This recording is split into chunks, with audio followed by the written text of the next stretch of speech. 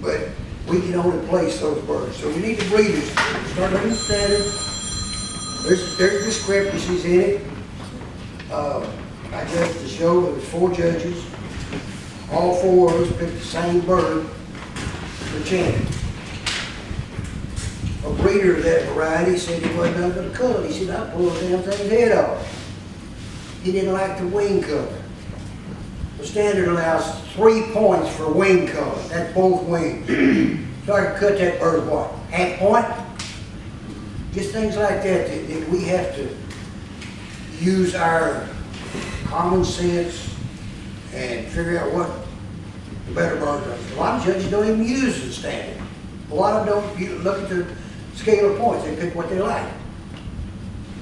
Some of the judges go along with what was winning before, or he's got good birds, so that's got to be the winner. You've got to set and balance that bird. There's a lot of talk over back and forth time, scorecard or comparison. And to me, the scorecard is nothing but comparison, because if we look at a bird, 2 people look at a bird, one can say the back is too long, the other will say it's just right. So we're still back to the score of the points. Bob will go along with this one on black moderns. One of the biggest grafts is a female with a black face. The standard allows 1 point for face color. But the deduction is 2. So how can we do that? So these are the variables that work into what we do and how we do and why. There's so many different things involved in it. I'll give you an example. We start in, basically it's 9 o'clock in the morning. Everybody wants to go home by 3. Now that's a little over 6 hours. When you run that down, it's about 360 minutes. That's all that is. Now we got 300 birds to do. Takes a while to get going. You have to take a break, take a little lunch, find a bird, you run into a class. They say, oh, we've got a label.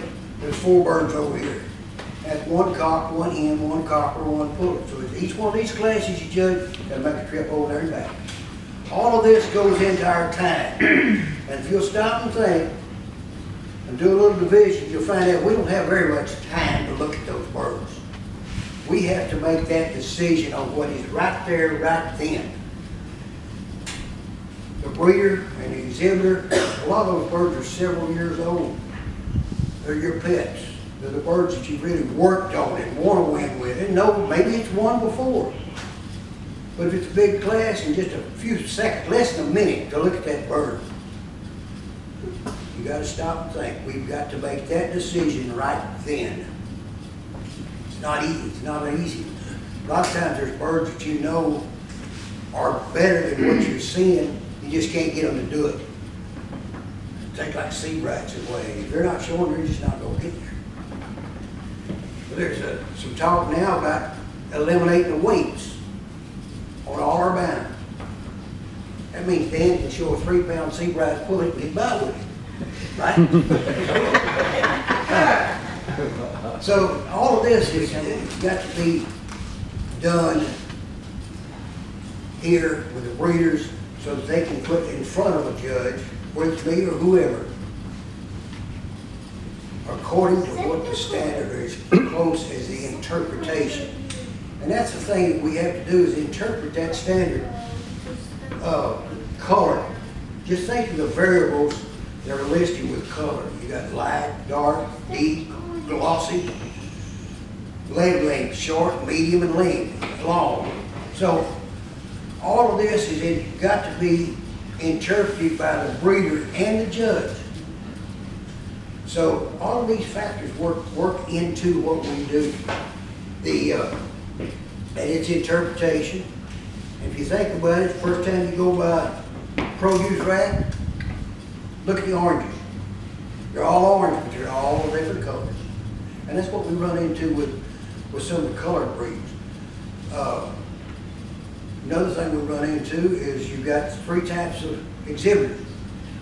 One is the condition man, and then you got the color, and then you got the type reader.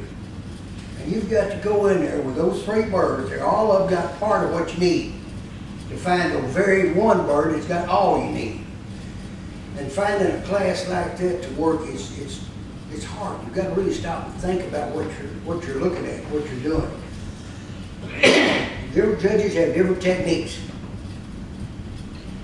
Some of them will walk the aisle and pick the bird out. Something that spots your eye. Well, if you're not careful, I was doing that, walking the aisle, you work toward that bird. Maybe not consciously, but you still work toward that. And I can give you a good example. I was judging a show, and they had a lot of reds, a lot of single cone clean play with big classes in that show. Come around the end of the aisle, go down and start. Right here was a Rhode Island red, rose cone Rhode Island red, which you don't normally. She shined, just outstanding. I go down and start working, and when I get to that bird, I was thinking, now this is it. She had stuck, I had disqualified. So if you work towards something, you can really get yourself into trouble. But and here again, here's something else the judges run into. Several breeds have got both single cone and rose cone.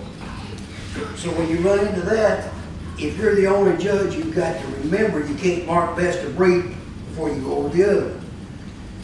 If you're not the same, get both those classes, then you've got to take time out, go hunt up the other judge, the two of you go look at both birds and decide which is a better bird. So all of this is eating into our time, and that's why we make mistakes. And I know I do. A girl? Don't do it intentionally, but I can't keep from it. It's just habit. Every judge works a different pattern. Personally, I like to start in on a small class or two in the morning to kind of get my feel of the show and the exhibitors and just get the feel of things. And then get on into the bigger classes. When I start a class, I don't intentionally walk the class. I ask the clerk to make sure that there's no bullets and hens together, which you run into a lot of shows. Same way with males. Take that bird out, look it over, and I use a series of checks. Type, color, condition. Go down through there. And that is against the standard. I'm basing that bird against the standard. Then I go back, and I go back through them and base them bird against bird. And after you make that first pass, and eliminate what you don't want in there by looking at your number or your checks, normally about 1/2 of the class is eliminated because you based it against the standard, not what you like, don't like, what you see. And then you go from there, go right on down the line, 1, 2, 3, 4, whatever, how many. I've judged them as high as 10. I've judged classes of single classes.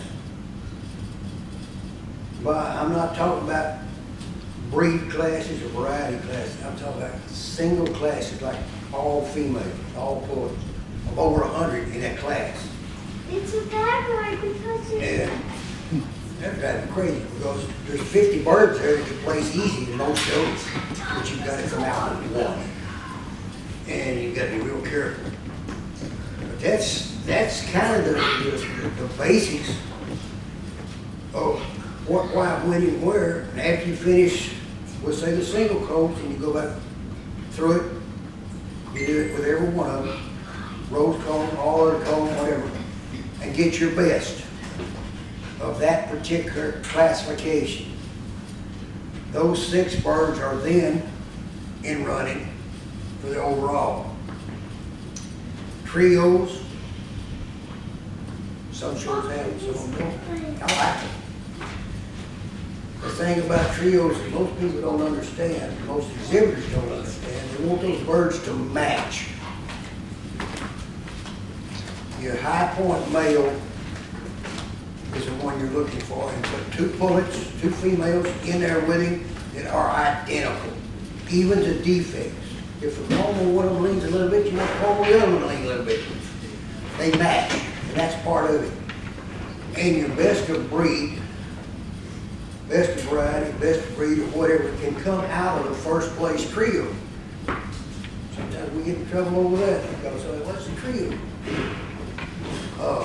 Some people want part of the black breeds, not the ones they've got, the ones they're showing them in, taken outside the sunshine. So they can make sure there's no purple in it. Well, that's not fair to the others. If you do something with one bird, move it around to a different cage, take it out, whatever, you got to do it for the whole class. Or you need to do it for the whole class. Lighting makes a big difference. Sunlight makes a big difference in the birds and what we're seeing. You can take a class of birds that's just in the pen. They open the doors, sunlight gets to them, and they change. So all of this has to do with what we call judging. I guess that's what it is. And it's not a black art or anything secret. It's just interpretation and application. And that's it. And like I said, I can only place what y'all put in front of me. And sometimes, if you don't watch yourself, you like that little kid to win or something.